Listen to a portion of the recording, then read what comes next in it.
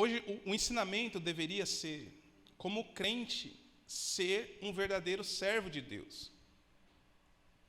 Como um crente deve ser verdadeiramente discípulo de Jesus. Por quê? Porque se o ensinamento for como ser um verdadeiro discípulo de Jesus, aí sim não há condenação nenhuma. E quando ele diz nenhuma, irmãos, é nenhuma.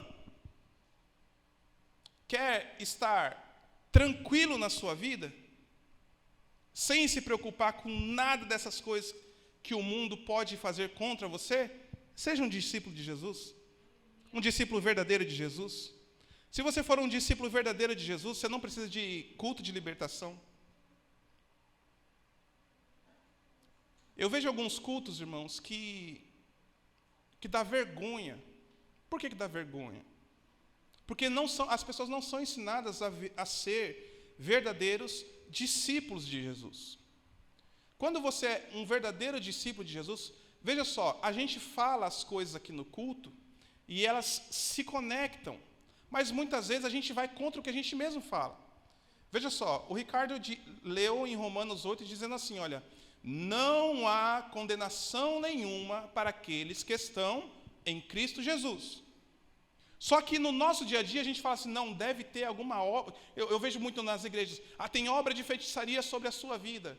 Mas se eu estou em Cristo, como pode ter uma obra de feitiçaria e essa obra de feitiçaria prevalecer sobre a minha vida? Ou a palavra está errada, ou o que está sendo pregado está errado. O pastor falou hoje de manhã, aquele que beber da água que eu te der, nunca mais terá sede. Como que eu posso falar assim, Senhor, eu estou precisando de um consolo? Aí ele fala assim, mas eu já enviei o Espírito Santo. Se você tem o Espírito Santo te consola. Mas eu não estou sendo consolado. Ou de duas uma. Ou você não tem o Espírito Santo, ou o Espírito Santo não é consolador. Mas a Bíblia me garante que o Espírito Santo é consolador. Então o que eu devo buscar na minha vida? Ser um verdadeiro discípulo de Jesus.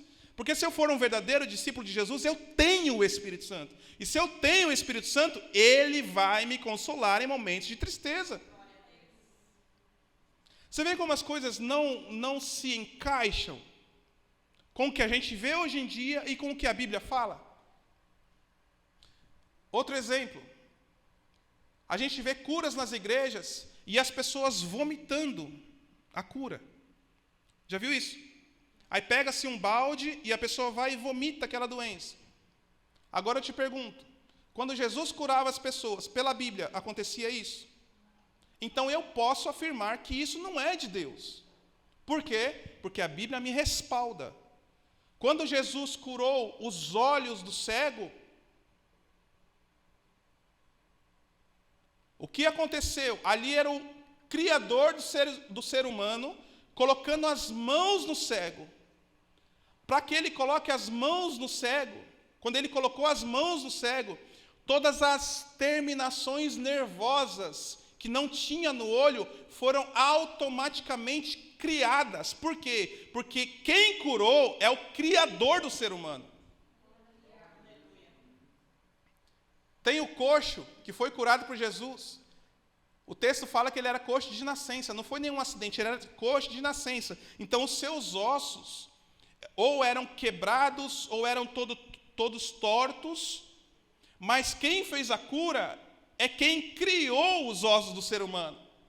Então ele põe a mão e não tem que expelir nada, ele não tem que tirar nada, ele só põe a mão e os ossos automaticamente começam a crescer, e aí para o lado, o local correto, porque quem está tocando é quem criou os ossos.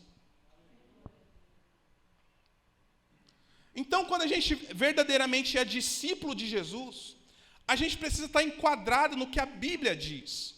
Em Mateus 28, versículo de número 18. Veja só.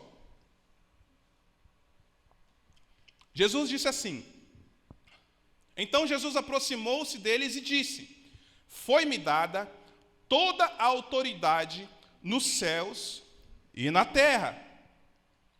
Portanto, veja só, vão e façam discípulos de todas as nações, batizando-os em nome do Pai e do Filho e do Espírito Santo, ensinando-os a obedecer a tudo o que eu ordenei a vocês. E eu estarei sempre com vocês até o fim dos tempos. Volta lá ao versículo 18, deixa ele. 19, perdão.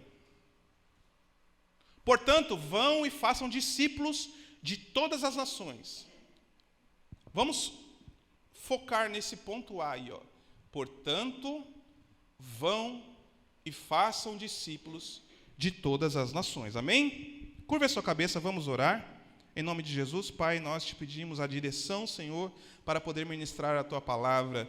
De mim mesmo, Senhor, não tenho nada, Pai. Não sei o que dizer, mas eu creio que o Senhor vai falar com a Tua igreja nesta manhã, através da Sua palavra. Senhor, fortifica-nos, ó Pai. Senhor, nos ensine, ó Deus, para que nós possamos ser verdadeiros discípulos do Senhor. E sendo verdadeiros discípulos, Senhor, a Tua palavra nos garante que não há nenhuma condenação para nós que estamos diante de Ti. Fala conosco através da Sua palavra, é o que nós te pedimos nesta manhã, em nome de Jesus. Amém? Vamos lá. Portanto, vão e façam discípulos. Seria interessante se Jesus falasse assim, olha, portanto, lá estavam os discípulos, né? Então, lá tinham 11 discípulos. Judas já havia se suicidado. Lá tinha 11. Seria interessante se Jesus falasse assim, olha, 5 de vocês ficam do lado esquerdo, 6 vão para o lado direito. Aí Jesus fala assim, olha, vocês 6 vão e façam discípulos.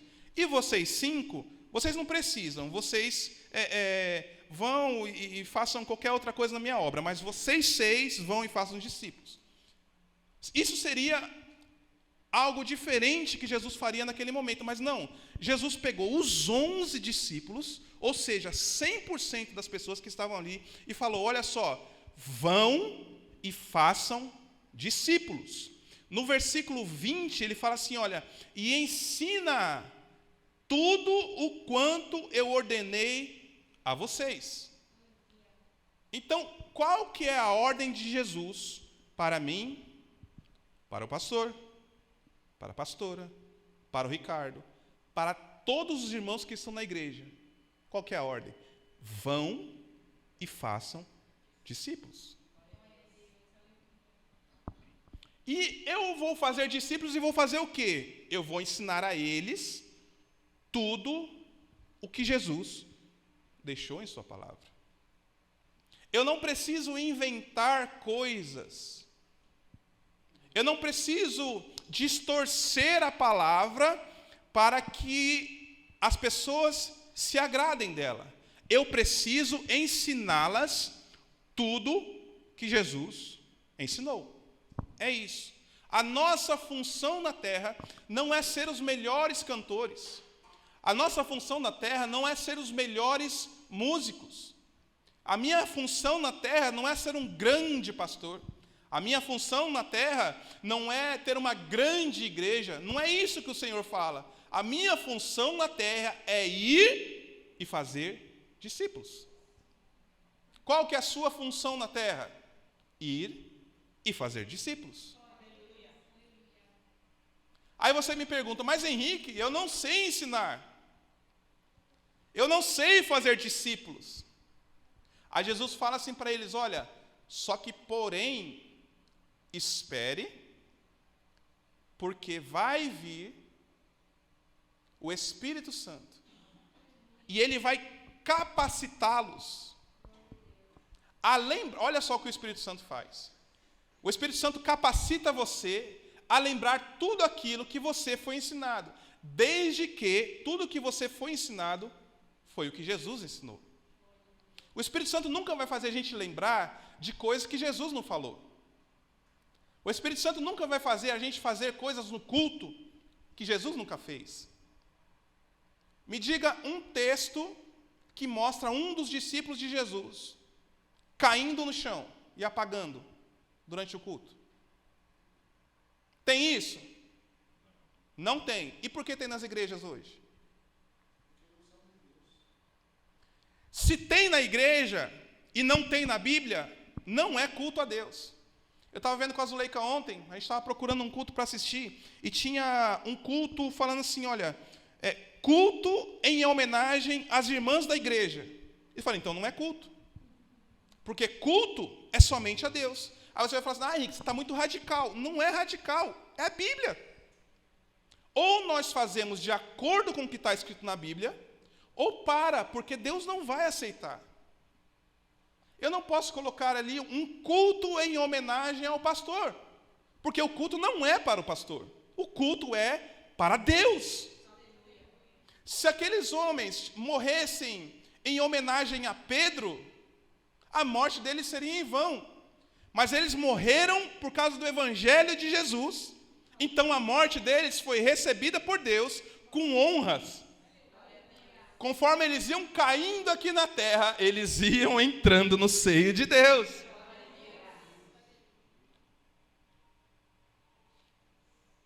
Qual é a minha função, então?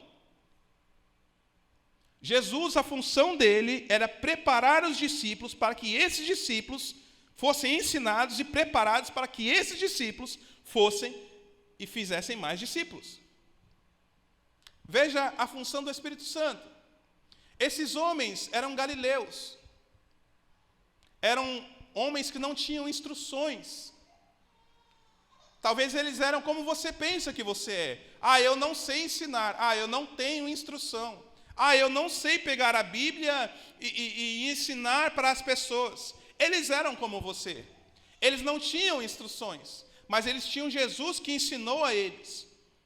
Vocês aqui, todos vocês, têm pessoas que ensinem vocês como verdadeiramente o Evangelho é. Vocês não estão sendo enganados, vocês não estão sendo ludibriados com coisas que não estão na Bíblia. Vocês estão aprendendo. E qual é a função do Espírito Santo? Fazer com que vocês lembrem daquilo que vocês estão sendo ensinados, para que lá fora vocês apliquem o que aprenderam aqui, lá fora. Aí eles eram homens que não sabiam os idiomas dos outros países. Aí o que aconteceu em Atos? Veio o Espírito Santo e, através do Espírito Santo, deu a eles o poder de falar em outras línguas. Que línguas eram essas? As línguas que está em Atos 2, irmãos, eram, por exemplo, você é brasileiro, fala português, mas você não sabe o inglês. Então o Espírito descia sobre você e te dava a capacidade de falar o inglês, sem nunca ter aprendido. Por quê? Porque o Evangelho precisava se expandir para os lugares. E quando Jesus fala assim, olha, vão e façam discípulos, Jesus não se isenta da responsabilidade de dar a nós as condições para que isso fosse feito. Em Atos, eu acho interessante que quando Pedro e João vão ao templo orar, eles estão obedecendo exatamente a tudo que Jesus falou. Porque quando Jesus falou assim, olha, quando vocês forem pregar, quando vocês forem me adorar, nunca vão sozinhos, vão sempre em dois. E eles foram no templo para orar em dois. Olha que interessante. Até nisso, eles obedeceram a tudo que Jesus falou. Por quê? Porque quando a gente obedece, quando a gente vai pelo que está escrito na palavra, quem se responsabiliza é Deus. Quando você coloca o seu casamento debaixo das mãos do Senhor, quem se responsabiliza pelo seu casamento é Deus. Quando você faz exatamente o que a palavra diz, quem se responsabiliza pela sua vida não é mais você, é o Espírito Santo que te guia. Ele é responsável pela sua vida. Não vivo mais eu, mas Cristo vive em mim. A sua responsabilidade é fazer discípulos. E por quê? Porque eu estou tão preocupado, irmãos, e às vezes a Zuleika chega para mim durante a semana e fala assim, por que você está tão preocupado? Eu fico preocupado, irmãos, porque assim, hoje a internet está disponível para todo mundo aqui. Para todo mundo. E na internet tem muitas doutrinas, tem muitos ensinamentos. Eu conversei com um irmão que saiu daqui há uns 5 anos atrás. E ele falou para mim assim, eu saí da igreja porque eu comecei a ver que não precisa cultuar presencialmente. Eu não preciso ir na igreja, eu posso cultuar em casa. Isso é mentira, porque Paulo fala, irmãos, não deixem de se reunir e cultuar ao Senhor como igreja. Só que aí você não tem a instrução e vai ver pessoas na internet falando que não precisa. Aí você fala assim, não, realmente não preciso. Eu posso pegar um horário de culto e em vez de ir para a minha igreja, aonde o meu pastor está me ensinando, aonde o meu pastor está intercedendo para mim, eu fico aqui em casa assistindo no YouTube. Quando você faz isso, você está pecando. Porque você está indo contra o que diz a palavra.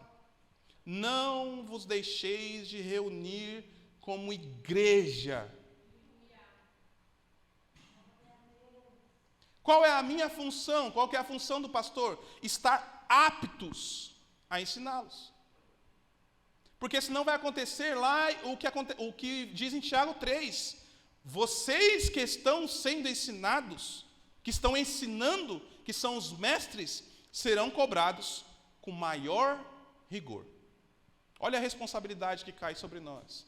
Aí, se eu deixo os irmãos agirem ou assistirem coisas que vão contra o que diz a palavra, a minha função é alertá-los. A minha função é dizer, irmãos, não é assim, porque segundo a palavra, ensina dessa forma. Abra sua Bíblia em Tito, capítulo de número 2. Paulo recebeu uma missão do Senhor.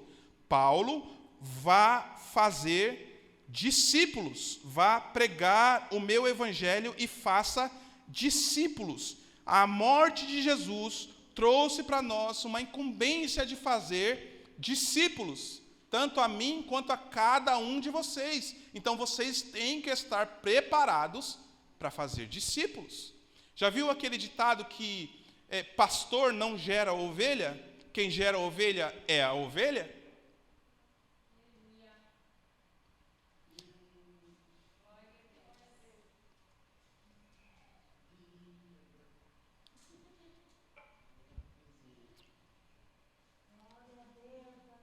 A função do pastor é conduzir a ovelha. E a função da ovelha é ser conduzida pelo pastor e gerar ovelhas.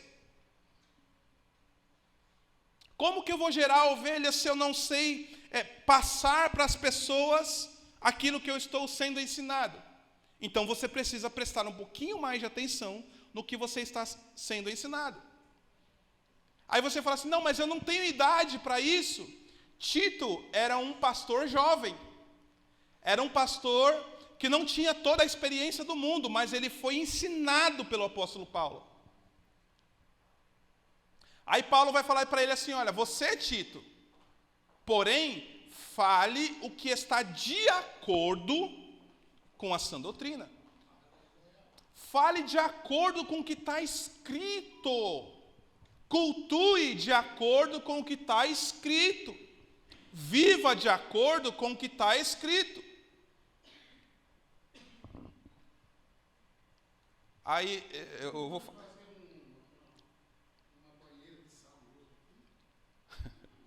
Irmão, aí às vezes até pega no meu pé, aí você quer fazer, está muito chato. Eu falo, não é que ele está chato, é que a gente tem que fazer como está escrito na sã doutrina.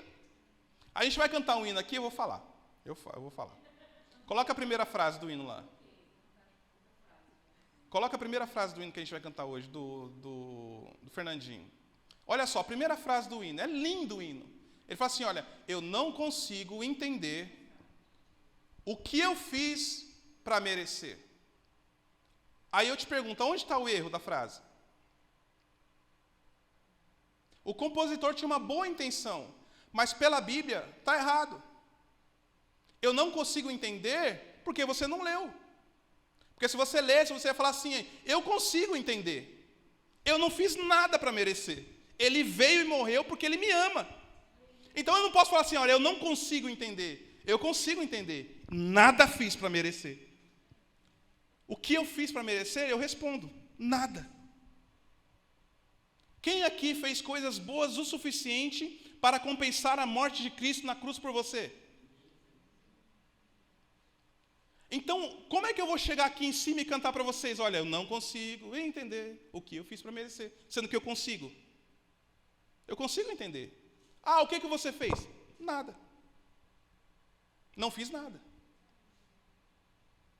Você entende? Então essas coisas a gente precisa estar alertando os irmãos para que os irmãos sejam crentes maduros.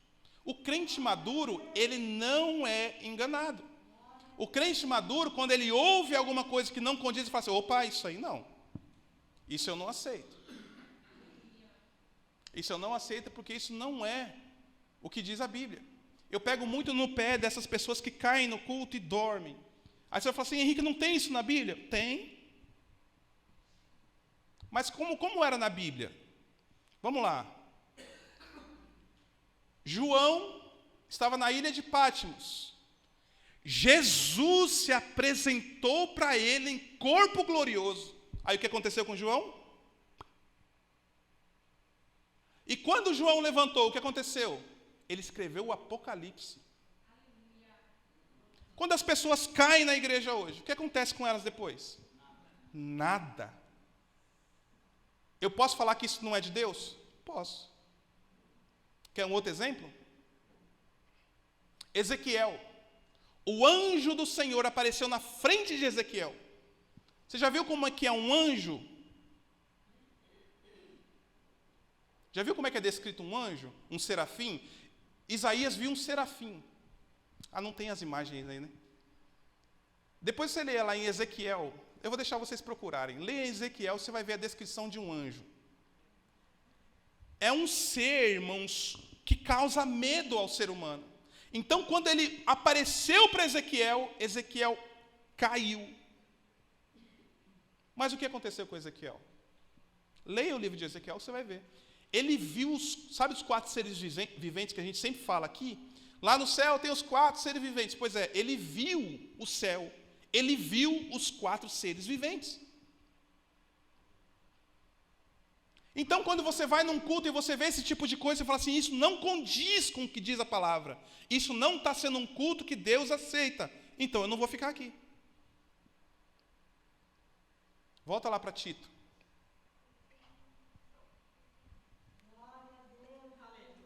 Olha a instrução de Paulo. Você, porém, fale o que está de acordo com a sã doutrina. A sã doutrina, muitas igrejas pregam que a irmã tem o cabelo como coque, um coque. Sabe aquele coque?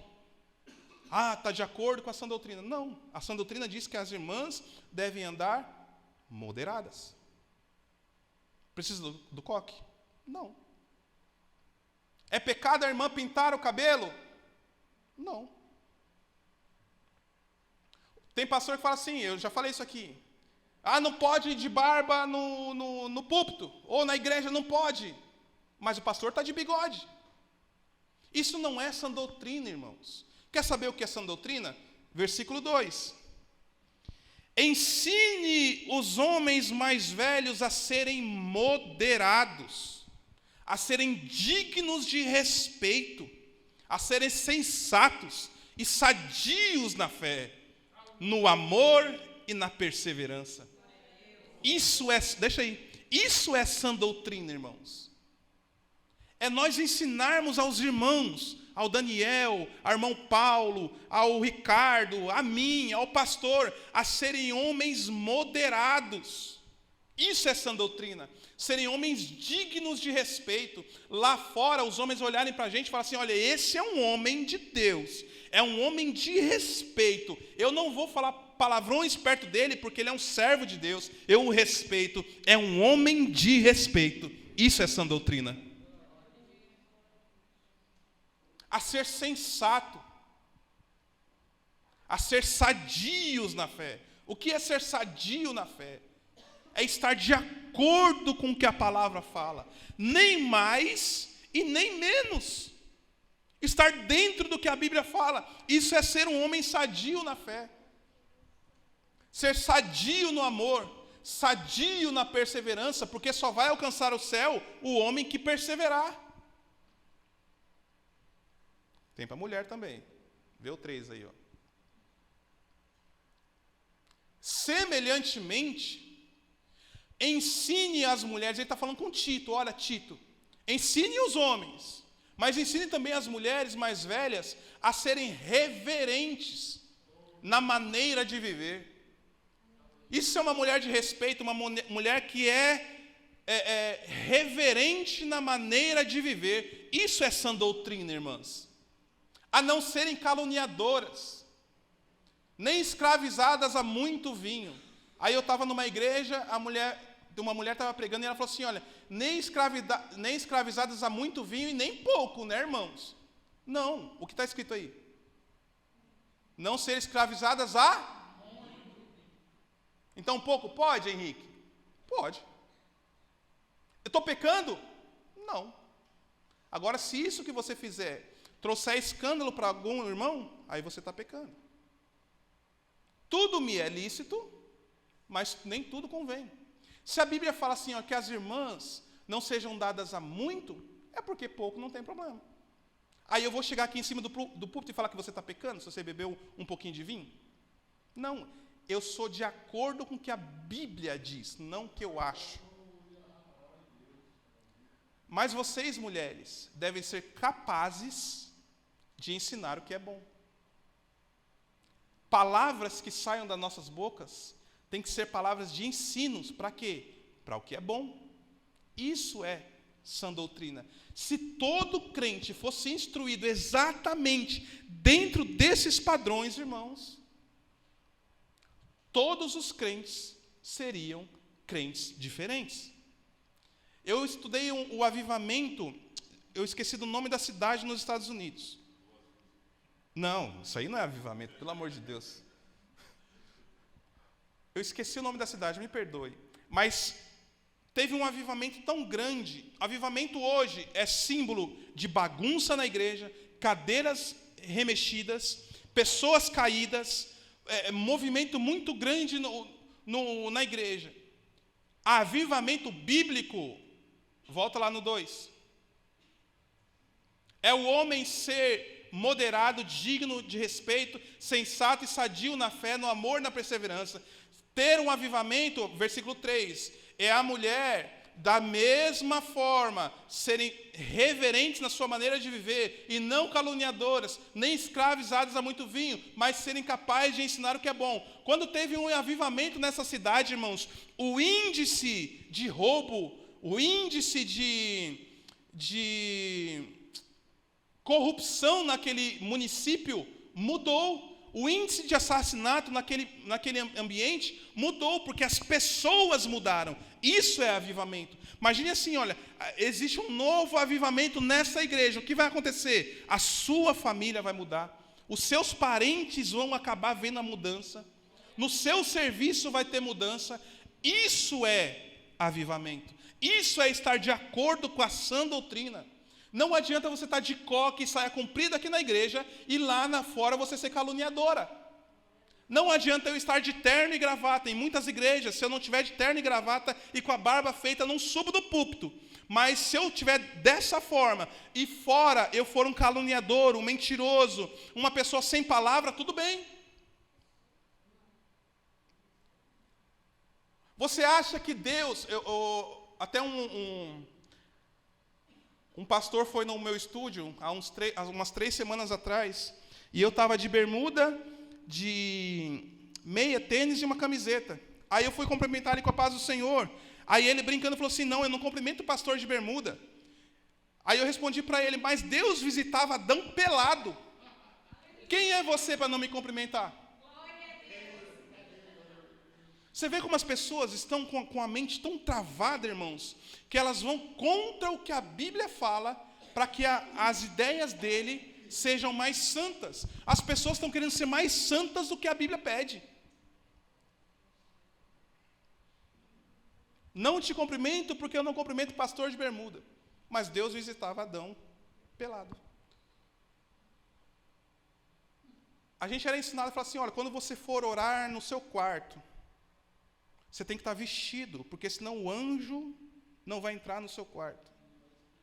Aonde está escrito isso na Bíblia? Versículo 4. Olha só, o versículo 4, na verdade, é um complemento do terceiro. Volta o terceiro para a gente ler junto. Olha só. Semelhantemente, ensine as mulheres mais velhas a serem reverentes na sua maneira de viver, a não serem caluniadoras nem escravizadas a muito vinho, mas a serem capazes de ensinar o que é bom. 4. Assim, sendo dessa forma, só dessa forma, elas poderão orientar quem? As mulheres mais jovens a amarem seus maridos e seus filhos. Versículo 5. A serem prudentes, a serem puras, a estarem ocupadas em casa e a serem bondosas e sujeitas a seu marido, a fim de que a palavra de Deus não seja difamada. Então, quando eu faço qualquer coisa diferente disso, eu estou difamando a palavra do Senhor. Tanto homens quanto mulheres, todos nós, irmãos, a gente precisa se enquadrar o máximo possível dentro desses versículos, para que a gente esteja pronto a dizer assim, não, eu sou verdadeiramente um servo de Cristo, eu sou verdadeiramente um discípulo de Cristo. Aí vocês ouvem o aprendizado aqui, começam a atuar lá fora dessa forma, e através do seu testemunho, das suas palavras, outros começarão a buscar isso.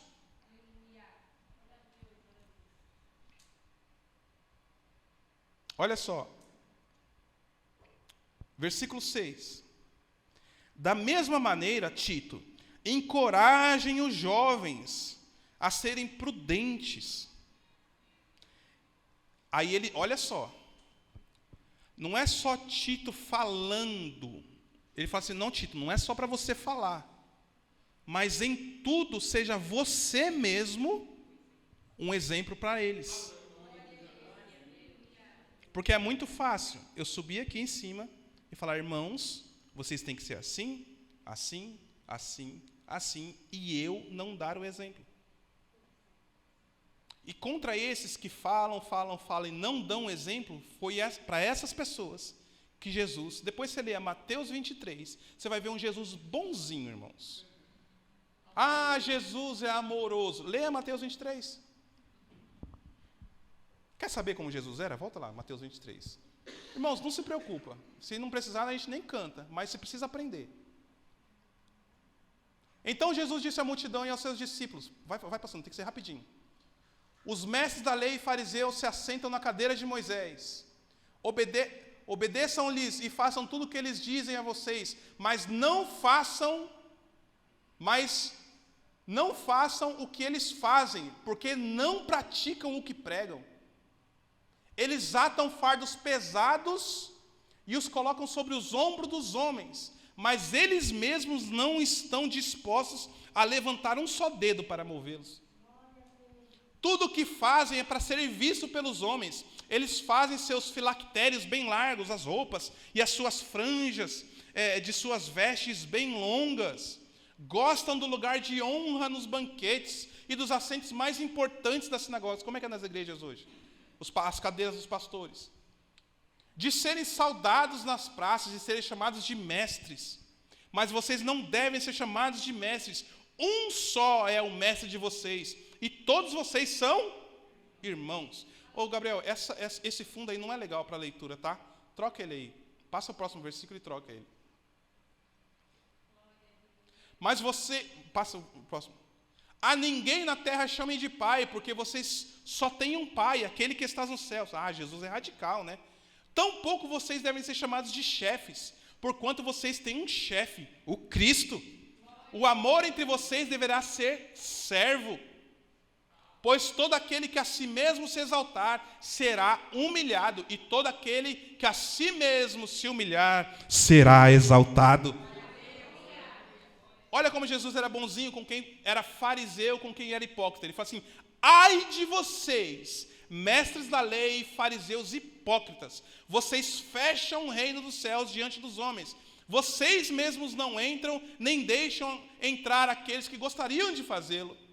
Ai de vocês, mestres da lei, fariseus hipócritas, vocês devoram as casas das viúvas e, para disfarçar, fazem longas orações. Por isso, serão castigados mais severamente. Ai de vocês, mestres da lei e fariseus hipócritas, porque percorrem terra e mar para fazer um convertido, e quando conseguem, vocês o tornam 2 vezes mais filhos do inferno do que vocês.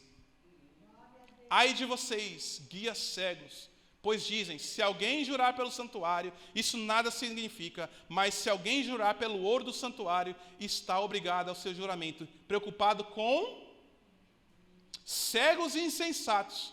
Que é mais importante, o ouro ou o santuário que santifica o ouro? Vocês também dizem: se alguém jurar pelo altar, isso nada significa, mas se alguém jurar pela oferta que está sobre ele, está obrigado pelo seu juramento. Era só dinheiro. Cegos, que é mais importante, a oferta ou o altar que santifica a oferta? Portanto, aquele que jurar pelo altar, jure por ele e por tudo que está sobre ele. Vai rapidinho. E o que jurar pelo santuário, jura por ele e por aquele que nele habita. E aquele que jurar pelo céu, jure pelo trono de Deus e por aquele que nele se assenta. Ai de vocês, mestres da lei e fariseus, hipócritas, vocês dão o dízimo da hortelã, do endro e do cominho, mas têm negligenciado os preceitos mais importantes da lei, da justiça, a misericórdia e a fidelidade. Vocês devem praticar essas coisas sem omitir aquelas. Ou seja, não adianta, irmãos, dar dízimo e querer focar no dízimo, sendo que as pessoas não estão sendo ensinadas a serem pessoas moderadas, a serem pessoas que seguem a palavra de Deus. De nada adianta. Ele fala para eles: olha, guias cegos, vocês coam um mosquito e engolem um camelo. Olha que Jesus bonzinho. Ai de vocês, mestres da lei e fariseus hipócritas, vocês limpam o exterior do copo e do prato, mas por dentro estão cheios de ganância e cobiça. Olha, irmãos, fariseu cego, limpe primeiro o interior do copo e do prato, para que o exterior também fique limpo.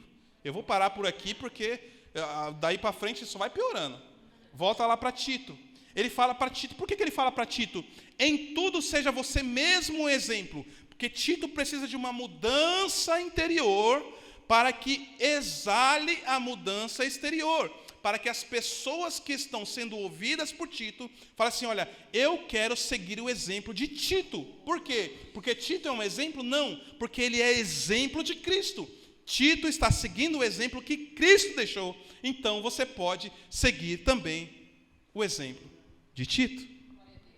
Seria muito estranho eu chegar para vocês aqui e pregar dessa forma, e vocês não verem essas boas obras em mim.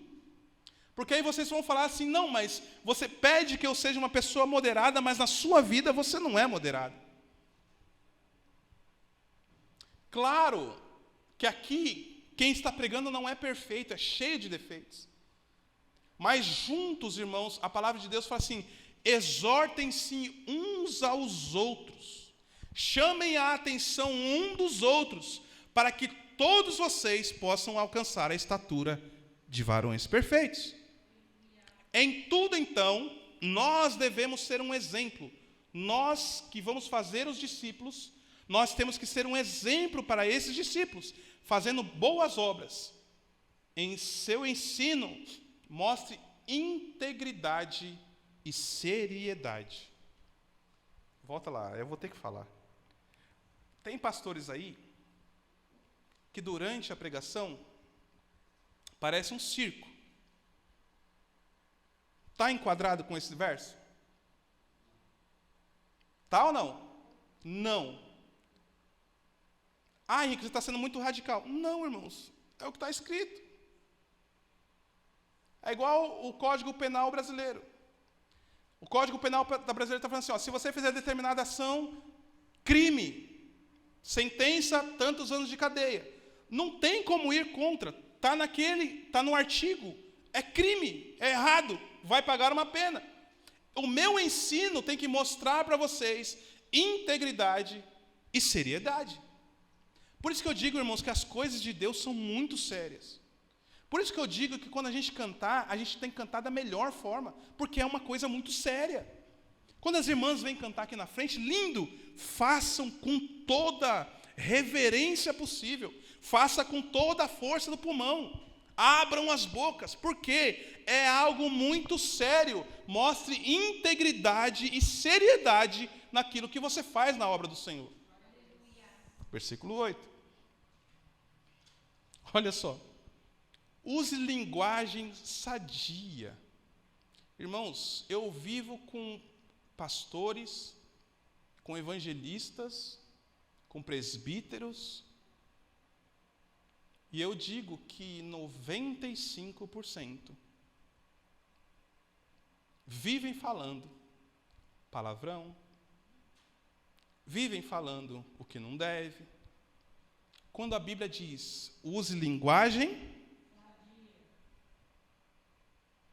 usem linguagem sadia. Por quê? Porque vocês são exemplos, vocês são discípulos.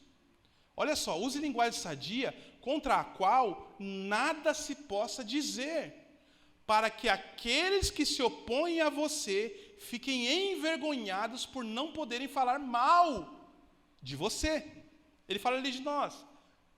Por que eu não vou usar linguagem, eu tenho que usar linguagem sadia?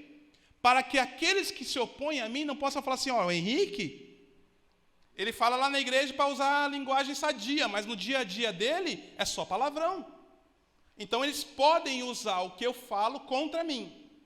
Mas quando eu estou de acordo com a palavra, nenhum dos meus opositores pode falar mal de mim. Quando eu prego que eu não acredito que o que cai na igreja é de Deus, a pessoa não pode ir contra o que eu estou falando, porque eu estou falando respaldado no livro de instruções, no manual de instruções. Então ninguém pode ir contra o que eu estou falando. Agora, se existe isso no culto dos apóstolos, se Jesus fizesse as pessoas caírem, se Jesus fizesse as pessoas vomitarem as doenças, aí as pessoas iam poder usar, falar, não, Henrique, você está falando isso, mas Jesus fazia. Vocês entendem? Então, quando você é um servo de Deus e usa a linguagem sadia, ninguém pode chegar falando para você que você não é um verdadeiro servo de Deus, porque da sua boca exala palavras de bênçãos e não de maldição. Glória a Deus, irmãos. Isso é um verdadeiro ensinamento. Versículo 11. Eu vou pular a parte que ele fala de escravos, porque hoje a gente não tem mais escravos, né? Versículo 11. Porque a graça...